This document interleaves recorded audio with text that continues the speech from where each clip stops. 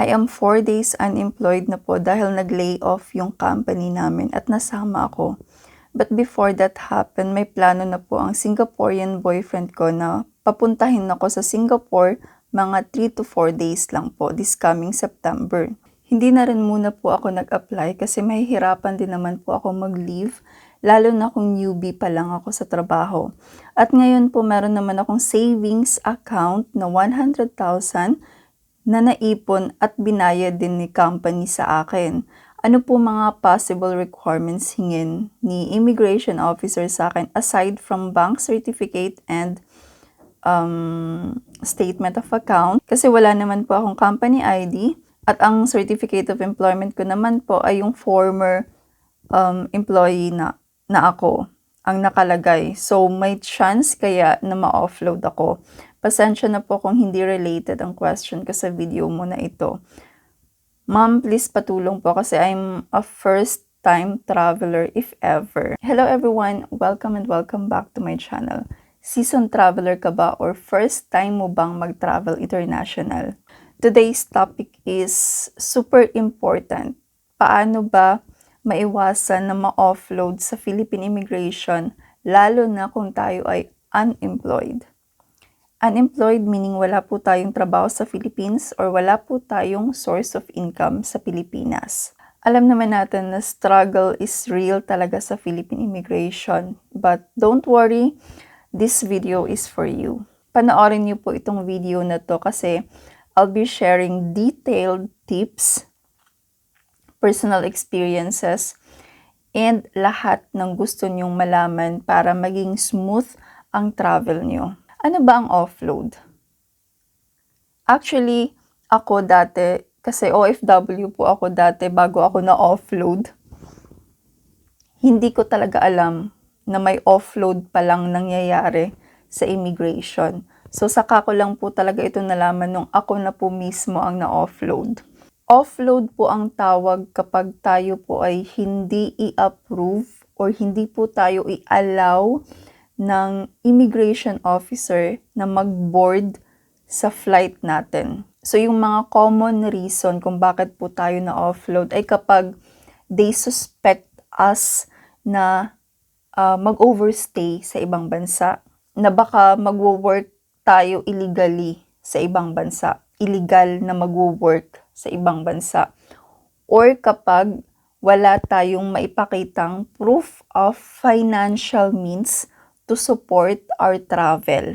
Yun po yung mga common reason kung bakit hindi tayo i-allow ng immigration officer na makaalis ng bansa. So, itong experience na to ay very traumatic, very stressful.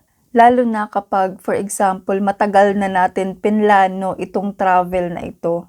Tas ang ending pala ay hindi tayo makakapag-flight kasi nga in-offload tayo. So, gusto kong i-share yung experience ko po dati, 2020.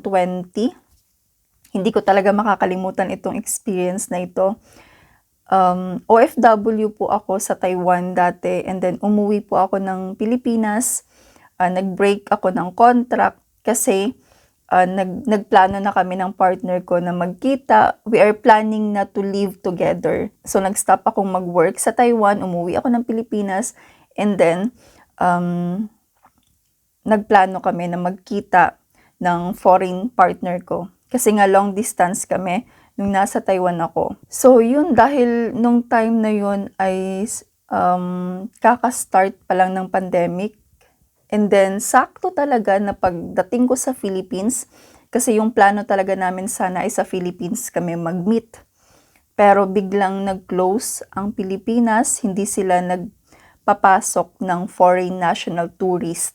So, ang ginawa namin noon kasi nung time na yon nag-open din ang Maldives for foreign tourists. So, doon kami nagplano na mag-meet sa Maldives. So, ngayon, I think December 1 ako na-offload. Yun yung flight ko papuntang Maldives and then yung partner ko ay from Germany to Maldives. So, the same kami ng flight para the same kami ng arrival sa Maldives. Yun yung plano namin. Ngayon, ang nangyari, na-offload po ako. So, hindi ako nakapag-flight pero yung partner ko ay tumuloy pa rin siyang mag-flight sa Maldives. So, sobrang nakaka-stress nung araw na yun kasi, alam mo yun, nakaplano na lahat. So, sabay kaming mag-flight kasi yung partner ko hindi masyadong marunong mag-English. So, medyo worry siya kung siya yung dumating first, mag-arrive first sa Maldives kasi he can't speak good English talaga. Hindi siya marunong mag-English nung time na yon. So, kailangan talaga sana na magkasabay kami para hindi mahirap para sa kanya. And then, first time niya din mag-travel international. So, grabe yung pag-aalala ko talaga nun. And, alam mo yun, naisip ko na baka hindi talaga kami para sa isa't isa. Yun na, nag-overthink na ako sa airport. And grabe yung iyak ko nun. Nasa airport lang ako kasi hindi ako makauwi agad kasi from Manila. Nasa Manila ako nag-depart. And ang hirap kung uuwi ako agad ng Davao. Alam mo yun, yung hindi ko na alam talaga ang gagawin. So yung ticket namin hindi na refund. Grabe yung gastos and yung trauma talaga nung araw na yun. So yung reason ng offload ko po ay hinanapan ako ng CFO certificate. Pero wag kayong mag-alala sa mga meron pong foreign national partner kung makikipag-meet or kung mag-visit kayo sa mga foreign national partner niyo sa ibang bansa, hindi niyo kailangan ng CFO certificate. Before lang ito, 2020 hanggang nag-start na hindi na kailangan for tourist or visit ang CFO noong 2023, September. So ngayon, talagang hindi na kailangan. Kailangan nyo lang po ng CFO certificate kapag long-term visa yung hawak nyo. Pero kung mag-tourist or visit lang, hindi na po kailangan. So, sobrang swerte nyo talaga ngayon. Unlike sa amin before, ang daming na-offload dati dahil lang dito sa CFO. As in, hindi basta-bastang makakapag-travel yung mga Filipina na may foreign national partner na walang CFO dati. So, we are grateful pa rin kahit na meron akong offload experience. Thankful pa rin ako na nakapag-flight ako after that. And nag-meet kami. Kasi ang daming long-distance relationship, LDR couples na hindi talaga naging successful dati. And yun yung naging reason na naghiwalay. Dahil na offload, hindi na nakapag-flight. So, kapag hindi strong yung relationship nyo, talagang magbi-break, talagang magiging dahilan yun possible.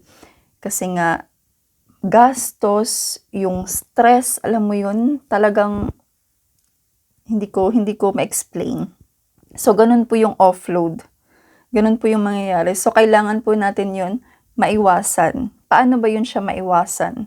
Yung offload sa immigration. Kailangan po kumpleto yung mga requirements natin.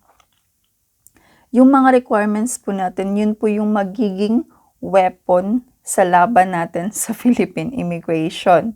So kung wala tayong weapon, matatalo po talaga tayo. Ito po yung mga documents na kailangan nating i-prepare.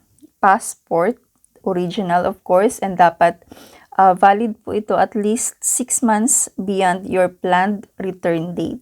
So, i-check nyo po yung passport nyo kung matagal pa ba ang expiration. So, kung malapit na expiration, i-renew nyo po muna bago kayo mag-travel. Second is return ticket. So, since tourist tayo or mag-visit lang tayo, short term lang po yung visa na hawak natin or tourist lang yung purpose of travel natin. So, kailangan meron po tayong return ticket. Return ticket as in round trip ticket po.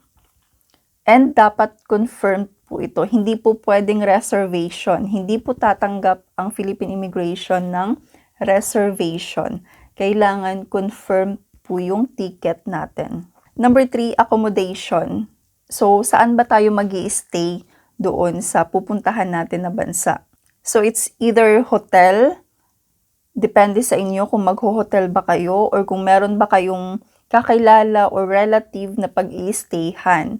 So, kung mag-hotel kayo, kailangan meron kayong confirmed hotel booking. And kapag sa kakilala naman kayong mag-stay or sa relative, kailangan meron po kayong parang acceptance letter or invitation letter to confirm na doon kayo sa kanila mag-i-stay. Kailangan nandun po yung personal details ng pag-i-stayhan nyo, yung address, yung name, and then yung pirma nila. So kapag tayo po ay magtutour, as in for leisure, yung purpose of travel natin, magbabakasyon tayo sa ibang bansa, make sure na meron po kayong travel itinerary. So dito po sa travel itinerary, dito po nakalagay lahat ng mga activities or mga places na pupuntahan po natin sa ibang bansa. Ano-ano ba yung mga gagawin natin?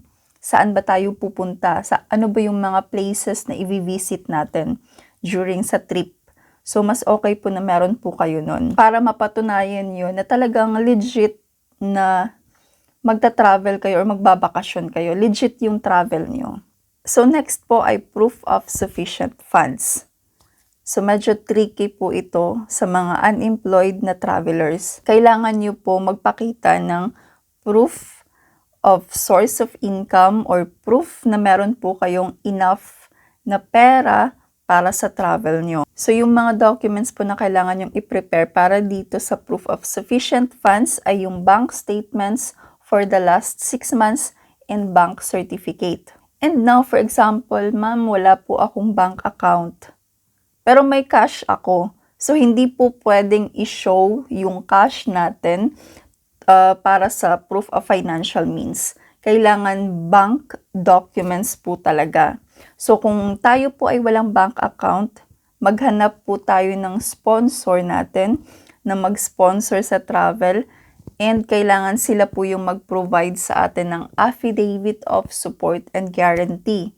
So, yun po yung document na makakatulong sa atin kapag wala po tayong bank account or unemployed po tayo. And then, for example, kung meron tayong credit card, so mag-provide po tayo ng credit card statements. So, the more na documents na meron tayo, mas maganda po talaga. Mas okay na sobra yung documents natin kesa sa kulang. So, kapag meron po tayong sponsor, make sure na meron din po kayong proof of relation sa sponsor. Kung kaano-ano mo man po yung sponsor mo, kailangan meron ka pong proof of relationship. So, kung boyfriend, girlfriend, mag-provide kayo ng pictures together, chat conversations, remittances, mga ganon. And kung relatives naman, ay mag-provide kayo ng birth certificate. So, what if friend lang yung sponsor? Mag-ingat po kayo dito. Kapag friend lang ang sponsor, ay possible ma-offload po kayo. Kahit na meron kayong affidavit of support and guarantee from your friend, possible na ma-offload pa rin po kayo kasi hindi ko alam kung ano yung hindi ko alam kung bakit hindi yung tinatanggap ng immigration. Marami na pong na-offload dahil doon. Dahil friend lang yung sponsor. Hindi daw pwede. Pero kapag boyfriend, girlfriend, pwede. So, jowain niyo po muna yung mga friend niyo para possible kayong makaalis or para pwede silang mag-sponsor sa inyo. Yun yung ma-advise ko sa inyo kasi nga marami nang na-offload dahil doon hindi daw pwedeng friend ang sponsor. So now, for example, kumpleto na yung mga requirements. So dapat po ay honest po kayo during sa interview sa immigration and maghanda kayo ng confident talaga.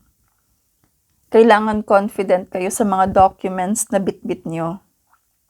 Kasi kapag wala kayong confident and sobrang natatakot, kinakabahan, mixed emotions kayo doon sa immigration during sa interview, hindi nyo na nasagot ng maayos, hindi na nag-match yung mga sagot nyo sa mga documents nyo, possible na yun yung magiging dahilan na mag-undergo kayo sa secondary inspection and hahanapan kayo ng kung ano-anong mga documents. And possible na yun yung magiging reason na ma-offload kapag, for example, naghanap sila ng wala dito, wala doon ng mga documents. Isipin natin na, bakit ako ma-offload? Kompleto naman yung requirements ko. Yung parang isipin natin na walang reason para ma-offload kasi kompleto yung documents. And legal yung purpose of travel, legal yung mga documents natin, and genuine yung purpose of travel natin. So, yun yung isipin nyo. Walang reason para ma-offload. So, eto po yung mga common questions talaga. Kahit paano pa yung purpose of travel mo, kahit ano pa yung visa na hawak mo, ito talaga yung pinaka-common na tinatanong sa immigration. Ano ang gagawin mo doon? Saan ka mag-i-stay? Kailan ang balik mo sa Philippines? Yun po talaga yung common questions. So ngayon, magdedepende na lang po sa mga sagot nyo, kung ano ba yung purpose of travel nyo, yung parang mga other questions nila. For example, sabihin mo, mag-visit po ako sa boyfriend ko. So, automatic yung next question, sino yung i-visit mo doon? Kaano-ano mo siya? Or about sa relationship nyo? So, ganun na. Possible, tatanungin ka kung sino yung bumili ng ticket. So, kapag meron kang sponsor, automatic tatanungin ka about your sponsor, kaano-ano mo siya, and ano yung mga documents na dala mo to support your declaration na meron kang sponsor. So, doon mo na dapat ipakita yung affidavit of support and guarantee and proof of relationship. So, ngayon, yung question, what if meron na akong affidavit of support and guarantee? Hahanapan pa ba ako ng bank statements or financial means? Sa experience ko po before, nung nag-travel po ako to visit my partner, meron po akong affidavit of support and guarantee and hindi na po sila naghanap ng bank statements ko or financial means ko. Kasi doon po sa affidavit of support and guarantee, naka-indicate po doon na yung sponsor natin ang magsusupport sa atin financially during our travel. Kaya naman yung immigration ay hindi na maghahanap ng financial means ng traveler kapag meron na silang affidavit of support and guarantee. So, saka lang talaga sila maghahanap nito ng financial means kapag ikaw ay self-funded, kapag wala kang sponsor. So, kailangan kung ano man po yung tanong ng immigration, kailangan ay honest po talaga tayo sa mga sagot natin. So, actually, pwede nyong i-practice yung question and answer. Kasi ganito lang talaga yung mga question nila. Saan ka pupunta? Anong gagawin mo doon sa bansa na yon? Sino yung kasama mo mag-travel? Meron ka bang kasama? Kailan ka babalik sa Philippines? Ilang days ka mag-i-stay? Saan ka na hotel mag-i-stay? Mga ganun lang po talaga na question. So, pwede nyong i-practice para at least pagdating sa immigration ay makakasagot kayo ng maayos agad kasi alam niyo na yung mga possible na itatanong sa inyo. And then last po, know your rights. So, kung sa tingin niyo po ay kumpleto kayo and walang dahilan para i-hold kayo or i-offload kayo, lalo na kung kumpleto talaga yung mga requirements mo and genuine naman yung purpose of travel. Pwede po kayong, for example, kung na-offload po kayo, you can ask them politely kung bakit kayo na-offload. Kasi meron po tayong karapatan malaman kung bakit nga ba tayo na-offload. And then, of course, kung afford nyo po na kumuha ng lawyer, mas okay. Ipaglaban nyo po talaga. So, for example po, kung na-experience nyo po itong ma-offload sa Philippine Immigration, kailangan nyo po mag-stay calm lang talaga and then think about your ticket. Kailangan nyo i-contact po direct yung airlines kung pwede ba siyang i-rebook or i-refund. Kasi that day then yung flight nyo, 'di ba? And kapag kasi wala kayo sa pag-board ng plane, automatic na parang no-show yan siya. And kapag no-show ay hindi siya pwede ma-refund. So, kailangan i-contact niyo po talaga directly yung airlines po mismo about your ticket, kung possible pa ba ma-rebook para hindi po masayang. And then, hanggat maaari, bago po tayo mag-travel, mag-research po tayo sa mga possible na hahanapin para pagdating po natin sa immigration ay over-prepared po tayo. Hindi po natin masasabi na kasalanan natin dahil nga hindi tayo nag-research, ganun. So, mas okay talaga na mag-research tayo and be over-prepared po talaga. Wag niyong isipin na ang hassle i-comply yung mga requirements. Kasi parang mawawala po yung hassle na yon kung successful yung travel. 'Di ba? Okay na yung ma-hassle tayo ngayon kaysa sa mas stress tayo mamaya kapag na-offload kasi kulang yung requirements. So, mas okay na sobra-sobra yung requirements po natin kaysa sa kulang. Yun talaga yung motto. Yun yung magandang motto kapag tayo ay magta-travel and gusto natin na maging successful. So, kailangan sobra-sobra yung documents kaysa sa kulang. So, yun po yung mga information na dapat nyo pong malaman para ma-avoid po natin na ma-offload sa Philippine Immigration, lalo na kung tayo ay unemployed. So, remember po talaga, preparation is the key. Kung sa tingin niyo po ay nakakatulong po itong video, mag-subscribe po kayo and i-share niyo po ito para makatulong po sa mga kababayan natin na nagbabalak na mag-travel international. And syempre, kung meron po kayong mga questions, clarifications, i-comment niyo lang po. And if gusto niyo pong mag-share ng mga immigration experiences, pwede niyo pong i-share sa akin. I-comment niyo lang din po or pwede niyo po akong i-message. Ilalagay ko po sa description yung mga link kung saan niyo po ako pwedeng i-message. Thank you po for watching. Bye-bye!